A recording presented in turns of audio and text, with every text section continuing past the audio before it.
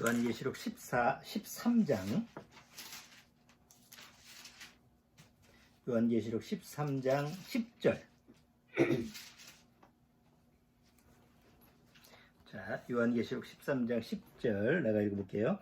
사로잡는 자는 사로잡힐 것이요 칼로 죽이는 자는 자기도 마땅히 칼에 죽으리니 성도들의 인내와 믿음이 여기 있느니라. 여기 이제 요한계시록 13장은 마지막 7년대 환란 기간 중에 이제 적그리스도에 의해서 죽음을 당하는, 순교를 당하는 그런 성도들의 모습, 그러니까 7년대 환란 때 거듭나는 그런 성도들에 대한 모습을 여기서 기록하고 있고, 그 다음 장 14장 12절에도 14장 12절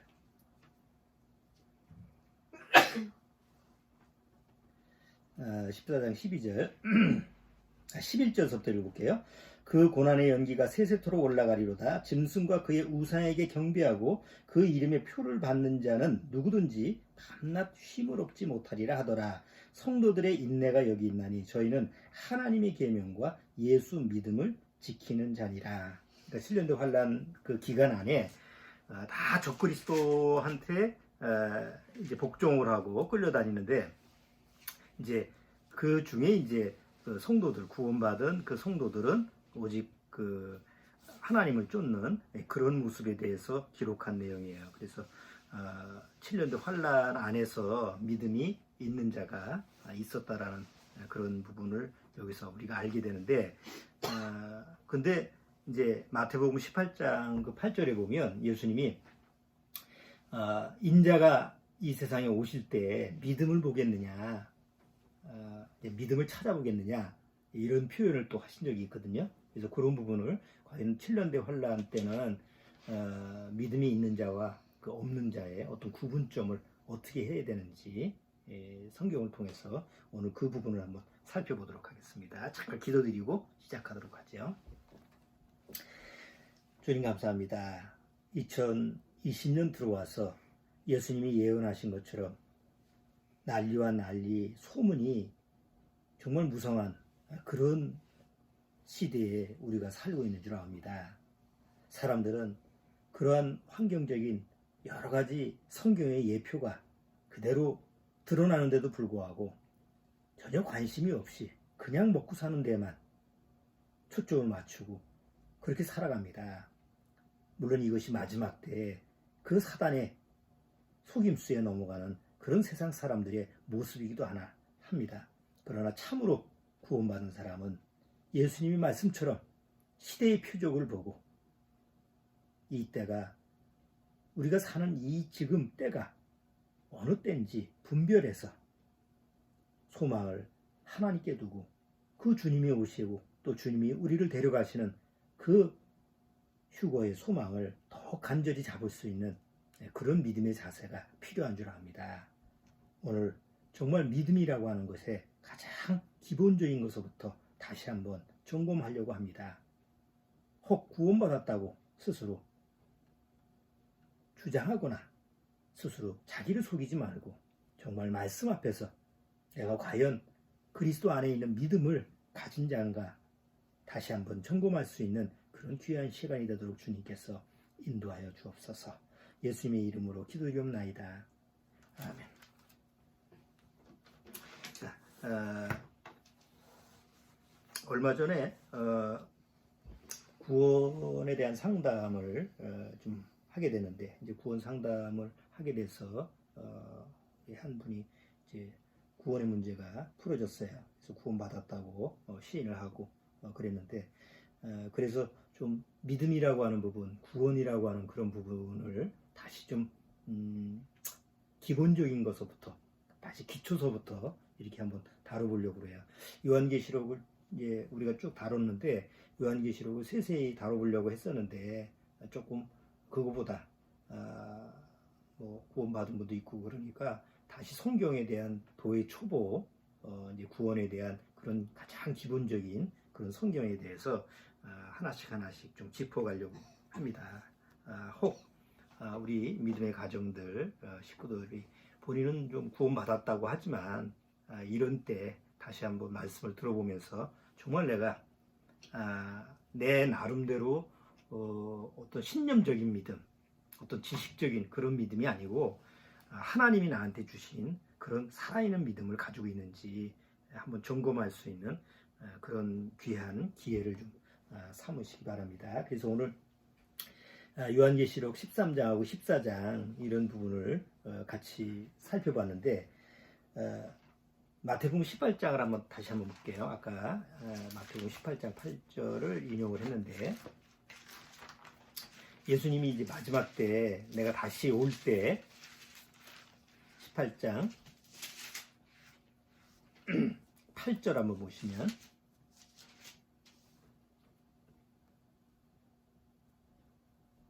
아니 마태복음 18장이 아니죠.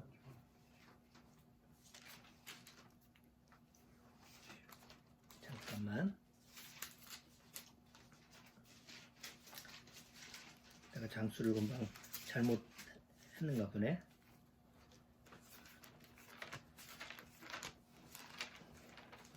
누가복음을 한번 뭐 비슷한 데를 찾아보면 돼. 내가 다른 거를 찾았으면 누가복음이네. 마태복음이 아니라 누가복음 18장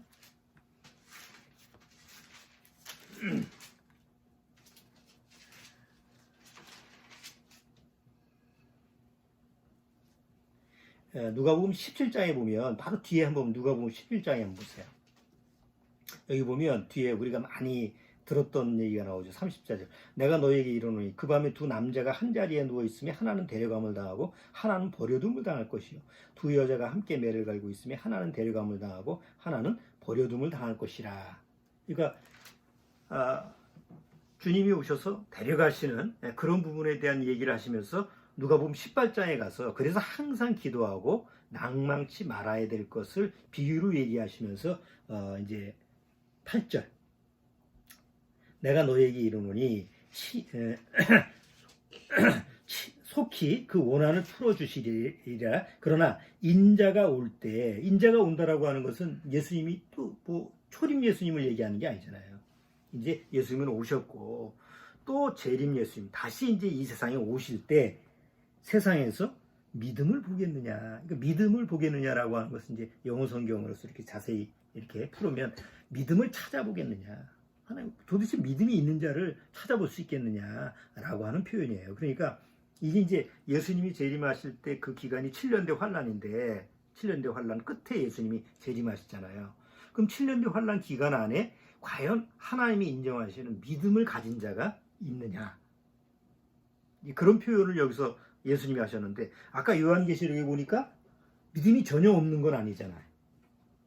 거기 7년대 환란 속에서 그 하나님의 믿음, 예수의 믿음을 지키다가 결국은 적그리스도한테 순교를 당하는 그런 모습이 기록이 된 걸 보니까 예수님이 여기서 표현하신 것이 예수님이 오셨을 때 정말 믿음이 없는 자가 하나도 없다라는 게 아니고 정말 세상에서 믿음을 찾아볼 수가 없는, 찾아보기가 힘든 그런 세대가 바로 이제 마지막 7년대 환란 세대라고 하는 그런 모습을 우리가 추정할 수가 있어요. 왜냐하면 마지막 이제 7년대 환란 기간에는 하나의 믿음만 필요해요. 그 성경에 우리가 보면 마지막 7년대 환란 속에서 이루어질 일은 하나의 정치, 하나의 국가, 하나의 정치, 하나의 경제, 사회, 뭐 문화, 뭐 경제, 금융이라든가 종교 이게 다 하나로 이게 귀결이 돼요. 그리고 그것을 다 하나로 만들어서 모든 사람으로 하여금 하나의 믿음을 갖게 하는 게 누구냐면 바로 적그리스도죠. 그러니까 7년대 환란 기간에서 우리가 믿음을 찾아본다고 한다면 그거는 적그리스도를 믿는 이 세상 통치자로 아주 자기가 나타나는 적그리스도를 믿는 믿음 하나만 존재하지 나머지는 허용을 하지 않는 거예요. 그래서 만약에 누군가 예수의 믿음을 쫓고 하나님의 믿음을 쫓는 자는 가차없이 적그리스도에서 죽음을 당하죠. 그게 이제 7년대 환란 기간 속에서 구원받는 사람들의 모습이에요. 구원을 받지만 아주 처참하고 고통스러운 그런 모습을 당하게 되죠. 그러나 이미 구원받은 사람은 그런 7년대 환란에 겪질 않고 이미 믿음을 가진 사람이니까 7년대 환란 전에 우리가 휴거를 받게 되는 게 하나님이 우리한테 약속하신 거예요. 자, 이제 믿음에 대한 부분을 우리가 이제 교회를 나가면 믿음이라고 하는 단어를 많이 사용하는데 그 믿음이라는 게 세상에서도 믿음이라는 게 있죠. 그러니까 세상 믿음이 있고 우리가 교회 나가면 이제 하나님을 믿는 믿음이 있어요. 근데 요거를 구분을 하자면 세상에서 사용하는 믿음이라고 하는 것은 죽은 믿음이에요. 그리고 구원받고 나서 하나님으로부터 받은 그런 믿음을 가지고 있는 사람은 그건 산 믿음이에요. 뭐 성경에서 뭐 죽은 믿음, 뭐 산 믿음 이런 표현은 없어요. 그러나 분명히 하나님 앞에서는 믿음은 이때 그것이 아무 생명력이 없는 그런 죽은 믿음을 가지고 있는 사람이 있고 대다수가 그렇죠. 아주 적은 숫자가 하나님이 주신 살아있는 믿음을 가지고 있어요. 자, 과연 그 차이가 뭘까? 우리가 외형적으로 봤을 때는 우리가 교회 나가는 사람들 보면 다 하나님을 믿는다고 하고 예수님을 믿는다고 그러잖아요. 그러면 그것이 죽은 믿음인지 살아있는 믿음인지 어떻게 구분을 할까? 오늘 그런 부분을 한번 살펴보려고 해요. 세상 믿음이라고 하는 것은 결국은 그 종착점이 어디예요? 세상 믿음은 죽음이에요. 우리가 세상에서도 믿음이라고 하는 걸 사람들이 굉장히 중요하게 여기죠. 하다못해 노래에서도 안 되는 일 없단다. 노력하면은 쨍하고 해뜰 날 뭐가 온다고? 성공, 출세, 내가 뭐 세상에서 꿈 이런 것이 이루어질 일이 꼭 온다라고 하는 그런 믿음이 이거 신념이지. 그러나 세상에서는 그걸 뭐라고 하냐면 믿음이라고 해요. 부모가 아이한테 너 공부 열심히 해. 그럼 공부 열심히 하면 나중에 잘 될 수 있어. 자, 어떤 믿음을 주는 말이에요.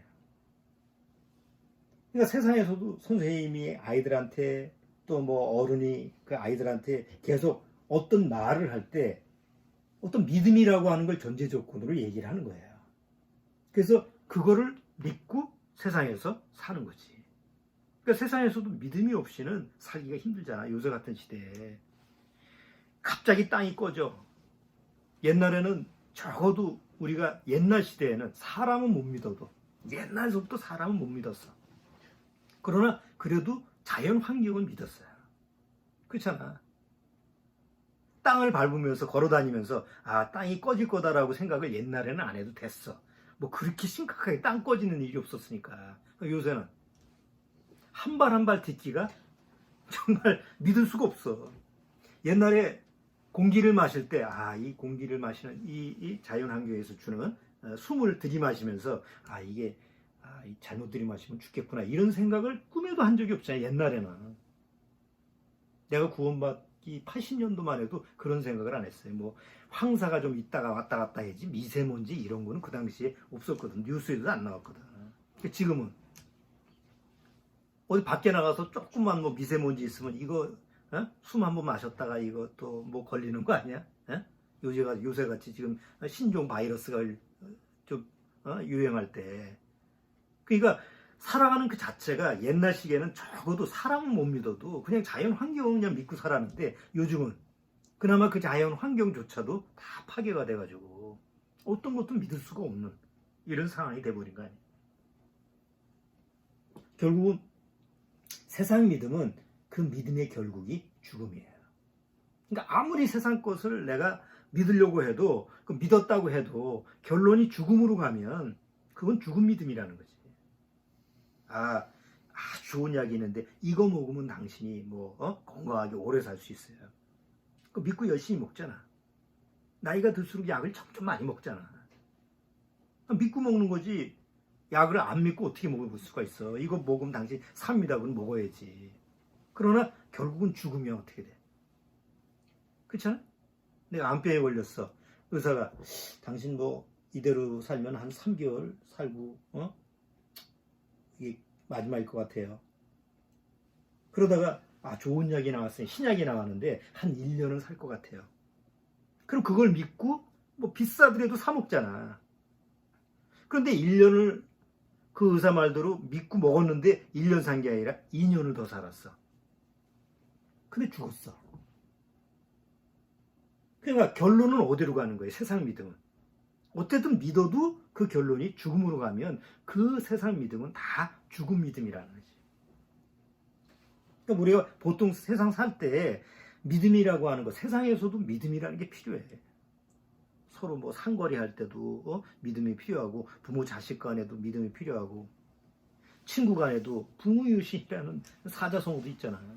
그 믿음이라고 하는 게 이 세상 살면서 필요한데, 그 믿음의 결국이 죽음이라고 하는 것으로 결론을 맺어지면 그 모든 것이 다 죽음 믿음 안에 속해 있다는 거지. 그 믿음이 나한테 유익을 영원히 끼치질 않잖아. 자, 근데 그나마 이제 그 믿음조차도 없는 세대가 돼버린 거죠. 마지막 때 되면 어느 정도 사람의 그 마음 상태가 어느 정도 되느냐라는 걸 사도 바울이 기록한 거 잠깐 보죠. 디모데후서 3장. 디모데후서 3장.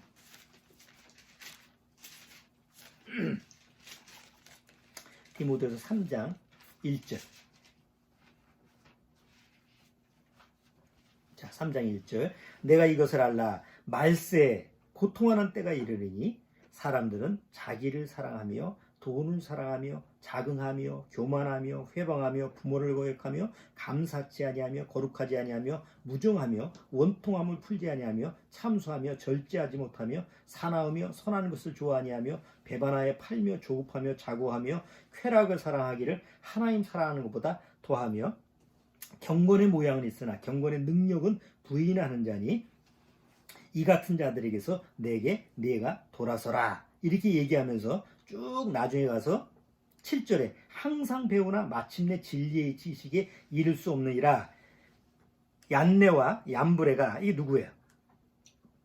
모세를 대적했던 그 이집트 바로왕 밑에 술사들이잖아.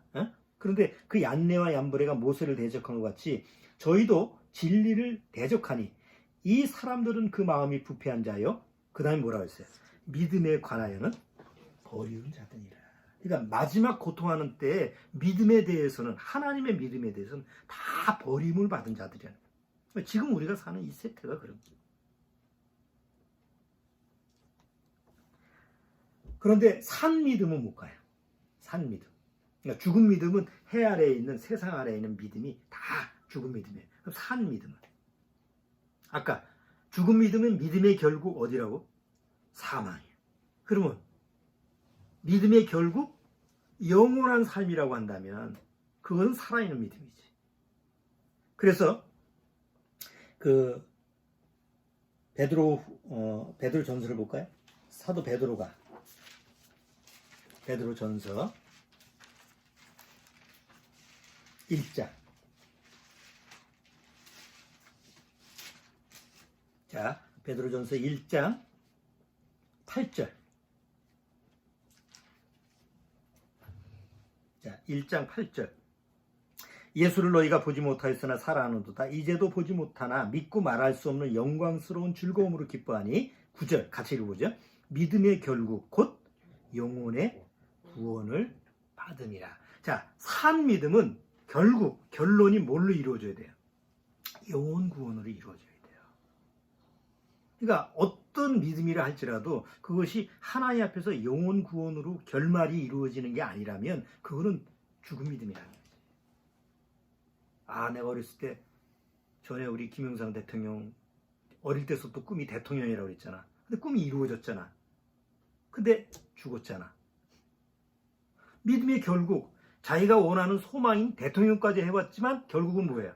죽음으로 끝났으면 그거는 아무리 자기가 원하는 그런 소망을 이뤘어도 사실은 결국 죽음으로 말미암아 끝나는 죽은 믿음이었다는 거지. 무엇을 가졌다고 해도 내가 사업에 성공하고 뭐 내가 권력을 가지고 내가 뭐 원하는 걸 얻었다고 해도 그것은 내 믿음의 결국 영혼 구원하고 관계없으면 그건 죽은 믿음이라는 거예요. 그러나 구원받은 사람은 아무것도 내가 세상적으로 얻어지는 게 없었는데 결국 하나님을 믿었더니 내가 영혼 구원을 받았다. 그럼 뭐예요? 그게 참 믿음이고 산 믿음이라는 거지. 성경에는 그래서 믿음이라고 하는 부분에 대해서 여러 가지 앞에 표현이 많아요. 일단 사도 바울은 그 믿음을 항상 어떻게 표현하냐면 거짓이 없는 믿음. 똑같은 믿음이라고 하는데 거짓이 없는 믿음. 내가 너희한테 거짓이 없는 믿음. 거짓이 없는 믿음을 내가 준다. 또 견고한 믿음, 뭐 의의 믿음, 또 영원한 믿음, 또 지키는 믿음. 뭐 이게 여러 가지 믿음에 대한 표현을 쓸 때 그 믿음이 우리한테 어떤 결과를 맞이하느냐라는 부분에 대해서 성경은 이제 많이 기록되어 있는데 특히 신약에 다 기록이 되어 있어요. 구약의 믿음이라는 단어는 딱 하나 나와. 믿음이라는 단어. 뭐 믿는다 동사라고 하는 부분 많이 나오는데 믿음이라고 하는 그 단어 자체가 나오는 건 딱 한 군데 그게 하박국에 나온 거예요. 유명한 말. 곧 의인은 믿음으로 말미암아 살리라 할 때 그 믿음이라는 단어가 딱 한 번만 나와. 왜 그럴까? 구약 시대에 정말 신약 시대처럼 그리스도 안에 믿음으로 말미암아 그 산 믿음을 가진 사람은 구약에 그렇게 없었어요. 별로. 그 믿음을 가질 수 있는 유일한 민족은 사실은 유대인이죠. 근데 유대인들조차 이스라엘 민족조차 사실 하나님을 믿었어요, 못 믿었어요? 다 우상 섬기고 이스라엘 역사를 보면 그 뭐 구약의 역사를 보면 뭐 간혹 가뭄에 콩나듯이 뭐 믿음의 사람이 뭐 아브라함, 이삭, 야곱 뭐 수많은 사람 중에서 대표적인 인물이 몇 안 되잖아. 그만큼 예수님이 오시 전까지 살아있는 믿음을 가지고 있는 사람의 숫자가 구약 시대에는 아주 미비했어요. 그런데 신약 시대에 와서 예수 그리스도가 오셔서 어느 날 예수님 안에 있는 믿음으로 말미암아 영혼 구원을 받은 사람이 이제 많아졌지. 그게 신약 시대에 보면 그 믿음이라는 단어가 많이 사용이 되는데, 자, 히브리서도 10장 한번 봐요. 그 믿음이라는 게 다 어떤 거하고 연관되어야 되느냐면 히브리서 10장 39절.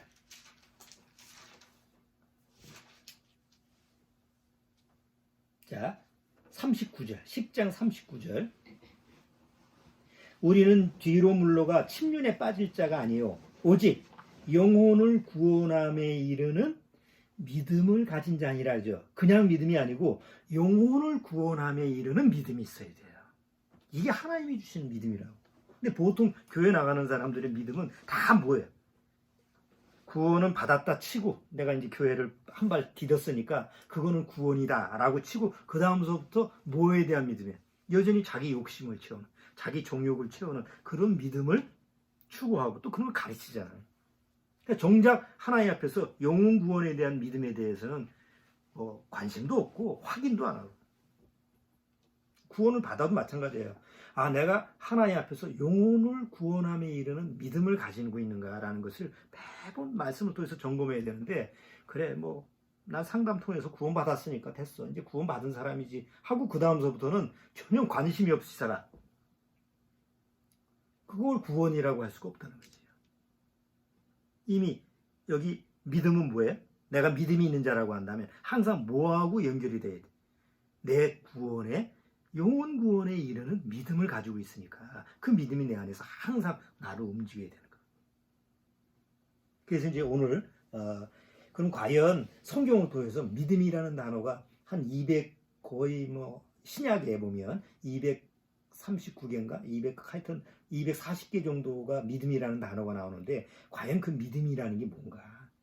우리가 맨날 믿음이라고 하는 얘기를 많이 듣고 많이 말하는데 과연 믿음이 뭐고 내 안에 들어오는 믿음이 과연 뭔가라고 하는 부분을 한번 기본적인 것부터 살펴볼게요. 잠깐.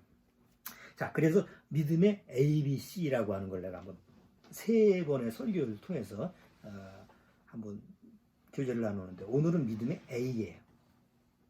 우리가 보통 뭐 얘기할 때 A, B, C로 하잖아.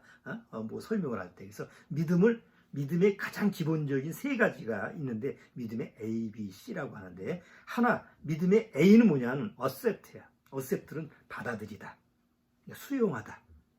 뭐 억지로 받아들이는 게 아니야. 그냥 정말 이렇게 내가 충분히 내가 기쁜 마음으로 받아들이는 것을 accept이라고 그래. 그 다음에 두 번째는 believe예요. believe 알죠? 우리가 뭘 믿는다라고 하는 동사 알죠? 그다음에 세 번째가 confess예요. confess라고 하는 것은 내가 자백하고 시인하는 거죠. 믿음의 가장 기본적인 세 가지의 요소가 내 안에 적용되어 있어야만이 그것이 살아있는 믿음이에요. 이 중에 하나라도 빠져 있으면 그거는 살아있는 믿음을 가지고 있는 게 아니야. 그냥 종교적인 믿음을 가지고 있는 거지. 그래서 오늘은 믿음의 A라고 하는 부분을 한번 잠깐 다뤄볼게요. accept가 하는 기꺼이 받아들이는 아주 전적으로 받아주는 이런 것이 가장 기본적인 A인데, 자, 세상에서도 뭘 믿으려면 어떻게 해야 돼? 내가 뭘 믿으려면 뭐 친구가 나한테 야 어디 가면 맛있대. 요새 맛집이 유명이니까 맛있대. 그러면 내가 한 번도 먹어본 적이 없어. 근데 그 친구가 뭘 좀 먹어보라고 권유를 해서 어디 가. 그러면 그걸 내가 어떻게 받아들여야 돼요? 야, 그런 게 어딨어. 이러진 않잖아. 혹 상대방이 거짓말을 한다 할지라도 내가 받아들일 때는 어떻게 해요? 기꺼이 받아들이잖아. 그 친구와의 관계 속에서 원수처럼 여기지 않는 바에야 그냥 쉽게 받아들이잖아. 그러니까 믿음의 A라고 하는 것은 어떤 분석하고 판단하고 이런 게 아니고 혹 그것이 거짓말일지라도 그냥 수용하는 것이 그게 이제 accept이라고 하는 거예요. accept라고 하는 거예요. 예를 들어서 아이들을 보면 알 수 있죠. 우리 사모가 이제 어린이집에 가서 그 아이들하고 다루는데 애들이 이제 질문이 많잖아. 이거저거 질문이 많은데 가끔 이제 그 선생님한테 이제 나이를 물어보는 거예요. 선생님, 선생님도 아이가 있어요? 나 아들 있어. 몇 살이에요? 30살이야. 그러면 선생님 몇 살이에요? 나는 33살이야. 아, 그렇구나. 아니, 아이가 그걸 받아들였을 때 농담으로 받아들이는 게 아니라 숫자라는 개념이 없잖아. 지금 3살, 4살, 5살 애가 숫자라는 개념이 없으니까 선생님이 나는 30살이야, 34살이야. 그래요? 우리 엄마는 29인데? 그러니까 개념이 없이 받아들이는데 그 아이는 그걸 어떻게 받아들이는 거야? 믿고 받아들이는 거라고. 그러니까 쉽게 말해서 accept이라고 하는 게 그런 마음 상태를 얘기하는 거예요. 그래서 예수님이 그 제자들한테 가르치실 때 어린아이의 비유를 한 적이 있잖아.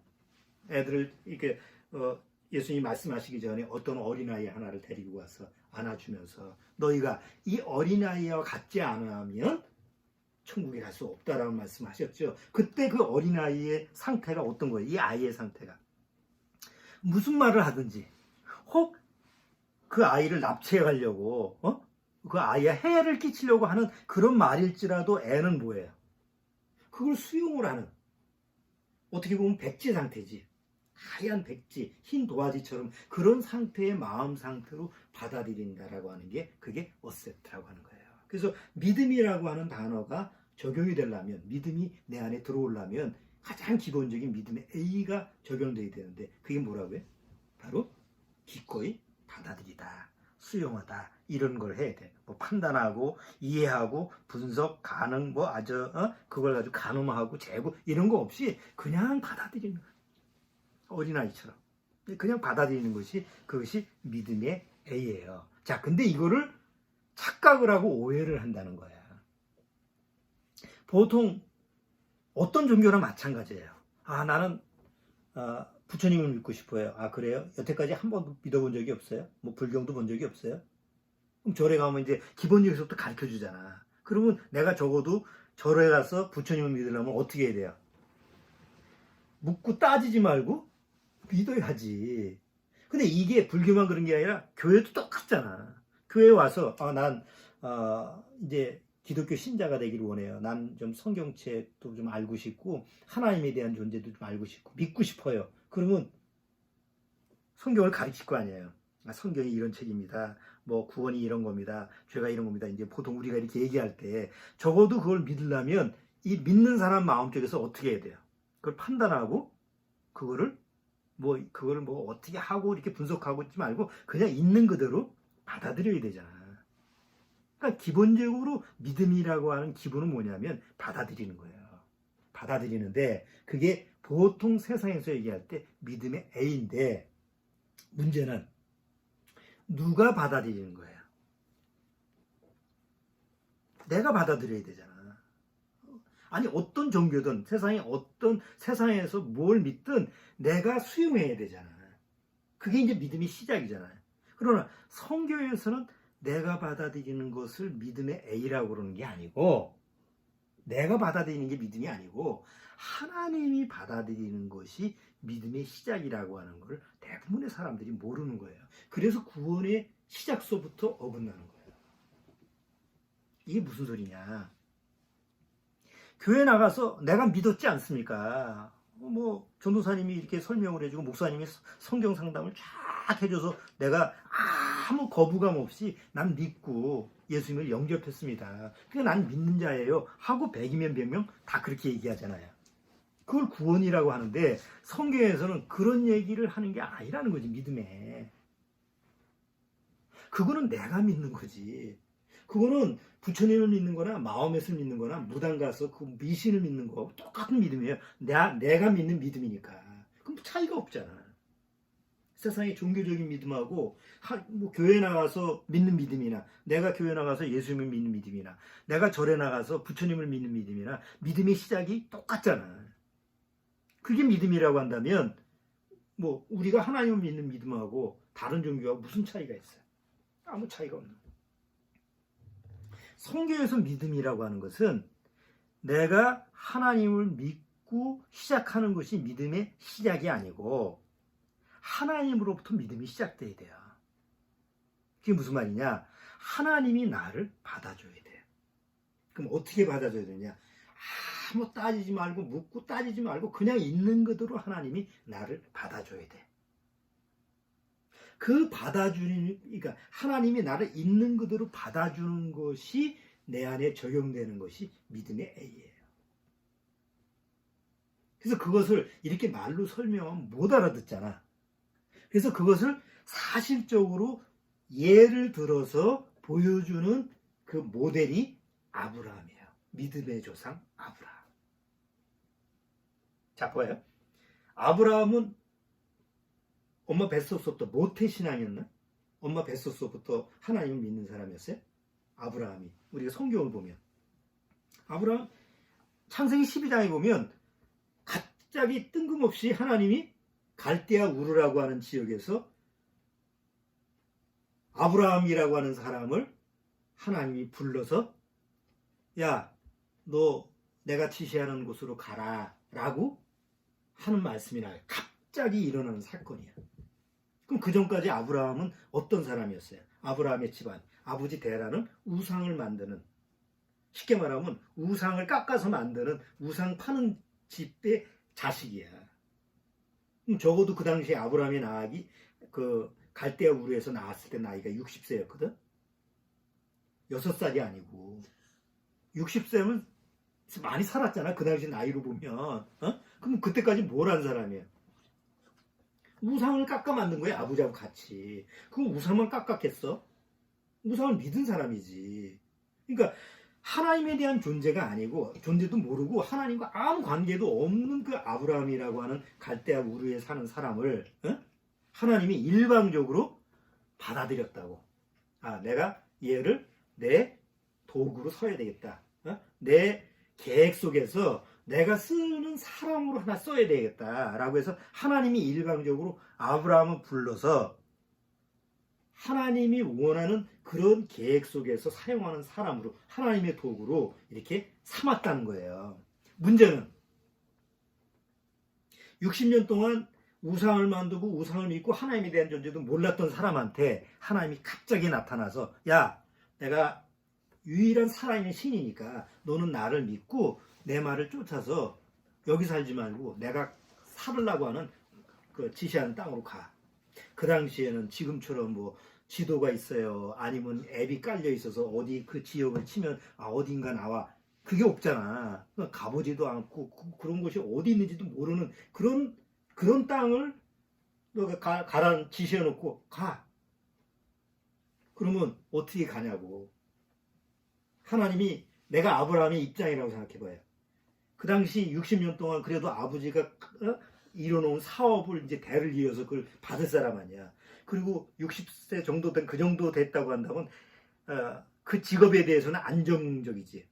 집도 마련했을 거고 또 자기 가정도 이뤘으니까 뭐 나름대로 인생 계획도 있고 그 갈대아 우르라고 하는 문명 그 당시 문명 국가에서 그 정도 기반을 쌓고 그 정도 고생을 해서 쌓았는데 하나님이 하루아침에 다 무너뜨리고 다 그걸 버리고 가라라고 했을 때 갈 수 있냐고. 어떤 마음으로 가겠어요? 미치지 않고서요. 그러니까 그때 필요한 게 뭐예요? 믿음이라고. 적어도 하나님이 가라고 했을 때 그 하나님을 믿어야지 갈 수가 있는 거지. 하나님이 가라고 하는 그 장소에 가려면 뭐래도 믿는 구석이 있어야지 가잖아. 근데 성경은 간단하게 아브라함이 어떻게 가느냐. 갈 바를 알지 못했지만 하나님의 말씀에 순종하고 갔다 그래요. 그러면 그 아브라함이 그 상황에서 갈 수 있는 믿음은 아브라함이 어디서 난 거냐 이거지. 그게 하나님이 주신 믿음이라는 거예요. 그러니까 하나님은 야, 너 갑자기 와서 내가 어떻게 스스로 하나님을 믿으려고 하는 마음을 가지고 나와서 기도를 하고 저 성경 공부도 하고 이렇게 배워가지고 하나님을 착착착처럼 믿는 믿음으로 어느 날 믿음이 내 안에 싹 트는 게 아니라는 거예요. 믿음의 시작은 항상 아브라함처럼 어느 날 하나님과 전혀 무관했는데 하나님이 나를 마음속에서 쟤는 내 거다 라고 택하셔서 하나님이 먼저 택하시고 그리고 부르시고 그리고 하나님이 너는 여기서 떠나서 네가 살 곳은 여기가 아니니까 내가 지시하는 그곳으로 가서 살아. 그러니까 하나님의 전적인 인도하심이 내 안에 적용이 되는 과정이 아브라함한테 들어가요. 그래서 아브라함이 그 하나님 말씀을 믿고 어떻게 했어요? 갔어요. 그래서 사람들은 야, 아브라함의 믿음이 대단한 거야. 어떻게 그런 믿음을 가질 수 있지? 그러니까 나도 아브라함처럼 그렇게 믿어야 되겠다고 해서 교회에 나가서 발을 딛는 순간서부터 열심히 믿음 생활을 시작하는 거야. 누가 믿는 거예요? 내가 믿는 거지. 근데 내가 믿다 보니까 결국은 내 믿음이잖아. 하나님이 주신 믿음이 아니잖아. 그러니까 내가 믿다 보니까 결국은 어떻게 돼요? 나중에 그 믿음을 저버리는 거야. 믿음을 포기하는 거예요. 그러면 우리가 성경을 통해서 아브라함이 그 믿음을 포기했어요? 아브라함은 그 믿음을 포기한 적이 없어요. 자, 아브라함이 갈대아 우르에서 나왔는데 바로 가진 않았어.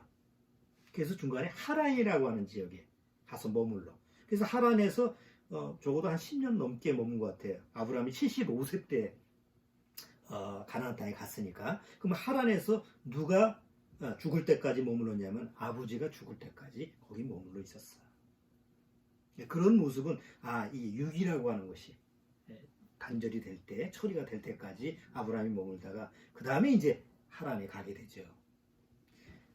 그 당시에 그 가나안 땅까지 그 가는 갈대아 우르라고 하는 건 지금의 이란이에요. 이란. 지도를 보면 이란, 이라크 지금 계속 문제가 일어나. 그리고 이스라엘까지 가는 기간이 엄청나게 멀어. 그러니까 그 길을 이렇게 쭉 아브라함이 갔었을 때 그 당시에 지금은 교통수단이 좋지만 그 당시에는 그 사막을 횡단하고 그 중동 지역을 간다라고 하는 거는 보통 일이 아니잖아. 그것도 식소들을 이끌고 중간에 포기하고 내 믿음이라고 한다면 이거 뭐 거기가 어딘지도 모르고 거기 가서 뭐가 기다리는지도 모르고 갈 수 있겠어요? 근데 히브리서에는 11장이 믿음장이잖아. 근데 아브라함이 어떻게 갔다고 얘기했나 봐. 히브리서 11장.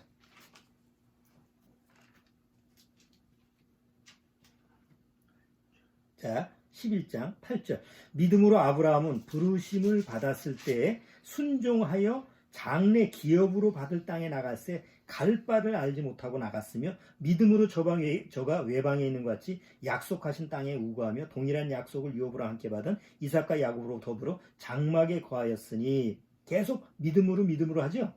자, 그 다음에 10절. 이는 하나님이 경영하시고 지으실 터가 있는 성을 바랐음이라. 이 성이 무슨 성일까? 한번 봐요. 보통 우리가 어디 땅을 사잖아. 땅을 사면 거기다 뭘 올려야 돼? 집을 올리잖아. 에? 집을 하는데 여기 아브라함과 그 아브라함은 하나님이 지시한 땅에 가서 어디서 살아요? 집을 진 게 아니라 천막을 치고 살잖아. 한번 상식적으로 생각을 해봐요. 갈대아 우르에서는 어느 집에 살았을까? 번듯한 집에 살았지. 문명국가니까. 그렇게 살았던 사람이 새로운 하나님의 지시한 땅에 가서 살면 우리 생각으로는 뭘 당장 가서 내가 살려면 뭐부터 져야 돼? 옛날에 살았던 그 번듯한 그런 집같이 좀 멋있는 집을 살고 살아야 되잖아. 근데 왜 텐트를 치고 살았을까, 아브라함? 가나안 땅에는 이미 살던 사람들이 있었죠. 그들은 텐트 치고 살지 않았어요. 흙으로 뭐 집을 짓든 그 당시에 성이 있었다고. 근데 왜 아브라함은 하나님이 지시한 땅에 가서 약속의 땅인데 가서 천막을 치고 살았을까? 자, 여기 뒤에 해답이 나와요. 자, 16절 14절서부터 14절.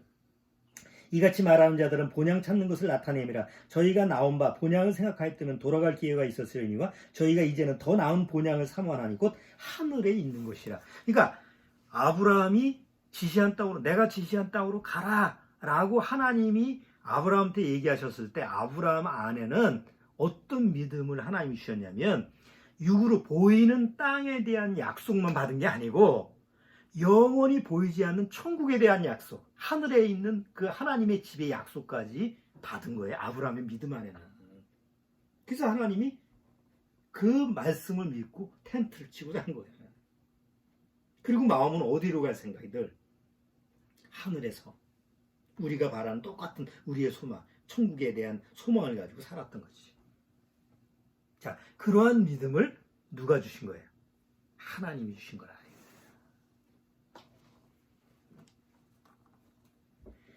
자,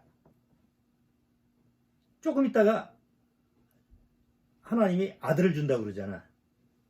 하나님이 아들을, 내가 상속을 해야 되는데, 하나님이 아브라함한테 나타나서 내가 너한테 뭐 줄 것 같더니, 내가 상속을 줘야 되는데, 내가 죽으면 그 다음에 이어받을 사람이 없는데, 아들을 주세요. 그 내가 주겠다고 약속을 해요. 근데 바로 주시지 않지. 그러니까 아브라함이 그래도 하나님의 말씀을 믿고 기다렸어요? 못 기다렸어요?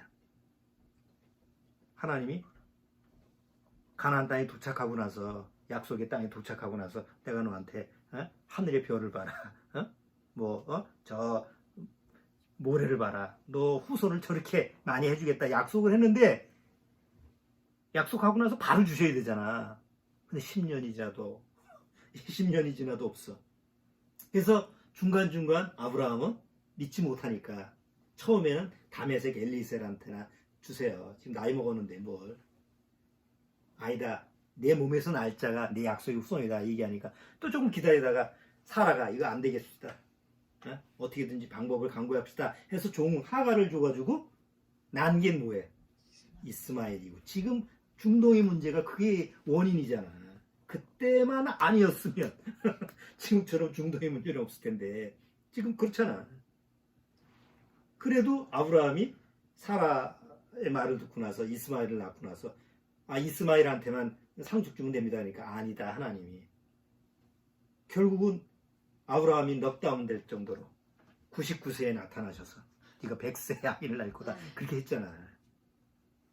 그러니까 사실 아브라함은 하나님 말씀을 믿었지만 아브라함 편에서는 믿음이 있었어요, 없었어요? 우리 같아도 못 믿지. 어떻게 믿을 수가 있어. 그래서 구약에 보면 아브라함의 믿음? 이거 좀 뭐하네. 아브라함이 하나님을 절대적으로 100% 믿은 게 아니네. 기근이 들었을 때 아래쪽으로 내려갔다가 저 아비멜렉이 네 아내 너무 이쁘다 나한테 데려오라고 하니까 또 넘기기도 하잖아. 그러니까 구약의 내용을 보면 아브라함이라고 하는 사람이 하나님을 믿었느냐라고 하는 부분에 대해서는 이거 아닌데 이렇게 아브라함 편의 믿음, 아브라함이 하나님을 믿는 믿음에 대해서는 우리가 인정을 할 수가 없는 거예요. 근데 신약에 딱 넘어가니까 우리 로마서 3장을 한번 봐요.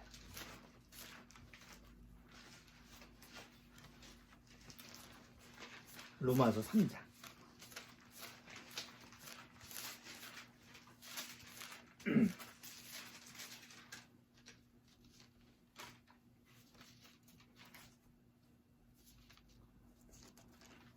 로마서 4장.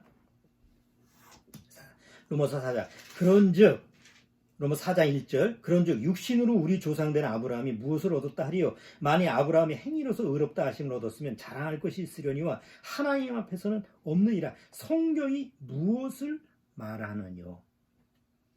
아브라함이 아브라함 편에서 그렇게 잘 믿었다고 한다면 칭찬할 게 있는데 사실 보면 아브라함은 번번이 믿지를 못했어. 자, 그런데 3절. 성경이 무엇을 말하느냐? 아브라함이 하나님을 믿음에 이것이 저에게 의로 여기신 바 되었느니라. 여기서 아브라함이 하나님을 믿음에라고 하는 믿음은 아브라함 편에서의 믿음이 아니고 하나님이 주시는 믿음을 아브라함이 가졌다는 거지. 그러니까 아브라함 육적인 입장에서는 어떻게든지 믿으려고 해도 안 돼. 근데 하나님이 아브라함을 주신 그 믿음이 아브라함을 지킨 거야. 내 안에 내가 만든 믿음이 나를 지켜주는 게 아니라 그건 죽은 믿음이야. 언제든지 변화가 돼. 변질이 된다고. 근데 어느 날 하나님이 예수 그리스도 안에 있는 믿음을 나한테 주시면 아무리 내가 연약해도 혹시 내가 믿음을 배반한다 할지라도 베드로처럼 역시 하나님이 나한테 주신 믿음이 있기 때문에 그 믿음이 나를 하나님 앞에 이끌어주는 거예요. 자, 그러면 믿음의 A라는 이 요셉이라고 하는 것이, 요셉트라고 하는 것이 내가 하나님을 받아들인 거예요. 하나님이 나를 받아들인 거예요. 내가 하나님을 받아들이는 게 아니라는 거야. 나는 하나님을 받아들일 수가 없어. 나라는 존재 자체가. 하나님을 두기 싫어하는 성품이잖아. 아니, 구원을 받아도 여전히 하나님을 마음에 두기 싫어하는 마음이 육적으로 있잖아요. 그런데 어느 날 하나님이 내 안에 그리스도 안에 있는 믿음을 주시면 그 믿음이 나를 하나님 앞으로 인도한다고. 그러니까 그런 믿음으로 한 걸음 한 걸음 나가야지. 내가 내 안에서 스스로 자생된 믿음, 그러니까 종교적인 믿음, 이런 믿음으로는 한 걸음도 나갈 수가 없는 거예요. 자, 쉽게 얘기하면 내가 어디서 땅을 샀어. 좀 밭을 일구려고 땅을 샀는데 그 땅이 사고 보니까 그 안에다가 온갖 쓰레기 폐기물을 거기다가 밑에다가 다 묻었어. 거기다가 뭘 심으면 나요, 안 나요? 안 나지. 속았어. 그래도 땅을 샀으니까 물을 수는 없으니까 그 땅에다가 뭘 심어 먹으려면 씨를 심어가지고 상추도 심고 고추도 심고 고구마도 심고 이런 거 심어서 먹으려면 그건 어떻게 해야 돼? 그 쓰지 못하는 땅을 어떻게 해야 돼? 다 파내고 거기다 좋은 흙을 넣고, 그렇죠? 그 다음에 깨끗이 한 다음에 거기다가 씨를 뿌려가지고 물을 줘서 그래야지 열매를 맺을 수 있는 거 아니에요. 하나님이 나하고 여러분을 받아줄 때는 이미 버려진 땅이야. 사람으로 말미암아 온갖 쓰레기, 온갖 죄의 악으로 말미암아 뒤덮여가지고 뭘 심어도 거기서는 어떤 열매도 날 수 없는 가장 정말 아무짝에도 쓸모없는 땅덩어리를 하나님이 받아주신 거야. 그리고 그 땅을 예수 그리스도의 피로 말미암아 정결하게 한 거야. 그래서 모든 죄악과 부패한 그 모든 그 악의 그 땅의 그 모든 것들을 악한 것들을 다 예수님의 피로 말미암아 깨끗이 처리해서 좋은 옥토로 먼저 바꿔줘야 돼. 그게 거듭남이죠. 그게 중생이잖아. 그러니까 가장 기본적으로 하나님이 나한테 믿음이라고 하는 걸 줘서 그 믿음으로 말미암아 뭘 만드느냐면 버려진 아주 쓸모없는 땅을 옥토로 바꿔준다고. 그리고 거기다가 뭘 심으시는 거예요? 하나님이 믿음의 씨를 심어주는 거예요. 그래서 믿음이라는 게 성장이 있는 거예요. 믿음이라는 씨를 이렇게 하나씩 뿌려. 그러면 좋은 옥토로 예수님의 피로 말미암아 그 버려진 땅이, 쓸모없는 땅이, 아주 더러운 땅이 이제는 좋은 열매를 맺을 수 있는 옥토로 바뀌었으니까 씨를 심으면 바로 뭐가 열려야 돼요? 원리가. 씨가 심어지면 거기서 열매가 맺혀지는 게 당연한 원리인 거지. 왜 씨가 심겨졌는데 열매가 맺히지? 그건 이상한 말이야. 자, 그렇다면 예수님이 피로 말미암아 내 심령이 거듭나서 그래서 옥토로 바뀌었다고 한다면 이제는 거기서부터 뭐가 시작될 수 있는 거야? 하나님을 믿는 믿음이 시작될 수가 있는 거야. 내가 할 게 뭐가 있어요? 아무것도 없어. 이미 하나님이 나라고 하는 존재를 하나님이 원하시는 열매를 맺게 하기 위해서 예수 그리스도의 피로 속량 사셨어. 사셔서 예수님의 피로 말미암아 옥토로 바꿔주고, 그리고 그 옥토에다가 이제는 하나님이 괜히 땅 묵혀두질 않잖아. 하나님이 괜히 땅 묵혀두려고 사신 게 아니거든. 거기다가 믿음이라고 하는 씨를 뿌려서 하나님이 원하시는 성령의 열매, 9가지 열매가 있죠. 사랑, 희락, 화평, 온유, 그런 것이 열릴 수 있도록, 그리고 물을 주고 이렇게 가꿀 수 있도록 이렇게 터를 만들어서 시작하는 것이 바로 믿음의 A예요. 그러니까 믿음의 A라는 이 어셈이라고 하는 것이 나 편에서, 나라고 하는 편에서 시작되면 이거는 하나님 앞에서는 하나님이 원하시는 게 아니라는 거지. 항상 누구서부터 시작해야 돼? 하나님으로부터 시작돼야 돼. 그럼 과연 내 믿음이 누구서부터 시작됐는가 한번 점검해 봐야 돼요. 여기 고린도전서, 고린도 후서를 한번 보죠.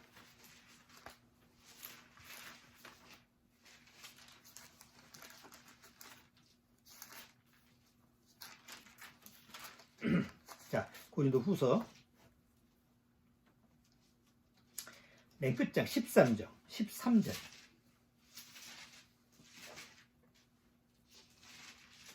자, 고린도후서 13장 5절. 13장 5절. 너희가 어디에 있는가? 믿음에 있는가? 그럼 여기서 믿음은 두 가지예요. 죽은 믿음에 있는가? 산 믿음에 있는가? 내 스스로 만든 종교적인 믿음에 있는가? 아니면 하나님이 그리스도 안에서 나한테 주신 그 믿음에 있는가? 뭘로 점검해요? 너희가 믿음에 있는가? 너희 자신을 시험하고 너희 자신을 확증하라. 예수 그리스도께서 너희 안에 계신 줄을 너희가 스스로 알지 못하느냐? 그렇지 않으면 너희가 버리운 자이라. 그 믿음의 주체는 누구예요? 예수님이지. 그러니까 내 안에 믿음이라고 하는 A는 하나님이 내 나라고 하는 땅에다가, 그 버려진 땅에다가 하나님이 예수 그리스도의 피라고 하는 것으로 깨끗하게 해서 주인을 바꿔준 거예요. 옛날 내 땅 주인은 누구예요? 사단이었잖아. 사단은 나라고 하는 땅을 사가지고 거기다가 온갖 죄악의 폐기물을 갖다가 계속 쌓아놔. 점점점 쌓아놨잖아. 냄새나고 더럽고. 그러니까 마물보다 거짓된 그런 내 땅을 갖다가 하나님이 아무 조건도 없이 그 버려진 땅을 하나님이 사셔서, 그리고 아들로 말미암아 와서 소유권을 바꿔버리죠. 사단한테 뺏어서. 야, 이건 내 아들 거야. 그리고 아들의 피로 말미암아 죄를 속하고 그 피로 말미암아 옥토를 만들어서, 그래서 그 사람으로 하여금, 이제 그 땅으로 하여금 그 다음서부터는 예수 그리스도를 믿는 믿음으로 살게 하는 거예요. 구원은 뭐예요? 구원은 갈라디아서 나와 있잖아. 구원은 나 구원받아서 천국 간다. 이 구원 아니야. 그건 종교도 아니고 아무것도 아니야. 자, 2장 20절. 2장 20절 우리 같이 한번 읽어봅시다. 내가 그리스도와 함께 십자가에 못 박혔나니 그런즉 이제는 내가 산 것이 아니요, 이제 오직 내 안에 그리스도께서 사신 것이라. 이제 내가 육체 가운데 사는 것은 나를 사랑하사 나를 위하여 자기 몸을 버리신 하나님의 아들을 믿는 믿음 안에서 사는 것이라. 그러니까 어떤 믿음으로 사는 거예요? 뭐 세상에서 내가 이렇게 노력하면 앞으로 잘 될 거야, 이렇게 애를 쓰면 뭐 좀 나아질 거야, 이런 믿음이 아니고 나를 구원하시는 예수 그리스도를 믿는 믿음으로 사는 거다 이거죠. 믿음의 A는 뭐예요? 이제 정리를 합시다. 믿음의 A는 내가 하나님과 예수님을 받아들여서 수용하는 것이 아니고 바로 나를 하나님이 그냥 그대로 있는 그대로, 우리 찬송가 있죠, 그대로 받아주옵소서, 있는 그대로 받아주셔서 하나님을 믿을 수 있는 믿음을 주셔서 믿음의 여정을 걷게 하신다는 거죠. 자, 이제 하나님을 믿을 수 있는 믿음이 하나님부터 왔잖아. 이제 왔어요. 그러니까 믿을 수 있는 게 있어요, 없어요? 근거가. 믿을 수 있는 믿음이 있으니까 그 믿음을 통해서 믿게 되잖아. 근데 문제는 어떻게 믿느냐가 문제잖아. 그렇죠? 그래서 어떻게 믿느냐라고 하는 과정이 이제 이삭이 있고 야곱이 있는 거예요. 이삭은 믿음이 왔는데 굉장히 수동적이야. 우리가 믿긴 믿더라도 그냥 이건 믿는 것도 아니고 안 믿는 것도 아니고 이런 모습이 있잖아. 근데 야곱은 어때요? 넘쳐나. 그냥 어떻게든지 믿어보려고 애를 쓰는. 그러니까 믿음이 하나님에 또 왔는데 그 믿음의 발걸음을 한 발자국 한 발자국 걸어가는데 이게 처음에는 정상적으로 걸어가는 것이 아니고 어떤 때는 아주 수동적으로 나가기도 하다가 어떤 때는 야곱처럼, 그러니까 이삭처럼 야곱처럼 나가 이렇게 나가다가 삐뚤삐뚤 하다가 나중에 가면 요셉처럼 완전한 믿음으로 성장하게 되는 거예요. 이게 구약의 믿음의 과정의 역사예요. 괜히 아브라함, 이삭, 야곱, 요셉 이게 괜히 순서대로 되어 있는 게 아니야. 그게 구원받은 사람의 믿음의 발걸음이라고. 그럼 정말 구원받았다고 한다면 나도 그런 믿음의 걸음을 걸어야 한 거예요. 그렇게 걸어가는 거지. 그러니까 어느 날 성경을 보면서 이게 성경 경전이다, 구원받은 사람은 그렇게 읽게 되는 게 아니고 어떻게 내가 살아가는 삶의 모습하고 똑같이? 어떻게 성경의 기록대로 나도 그렇게 살아가지? 신기하네. 내가 이렇게 살아서 저렇게 살아서 사라지는 게 아니고 어떻게 이미 성경에 기록된 대로 내 삶의 모습이 그렇게 사라지지?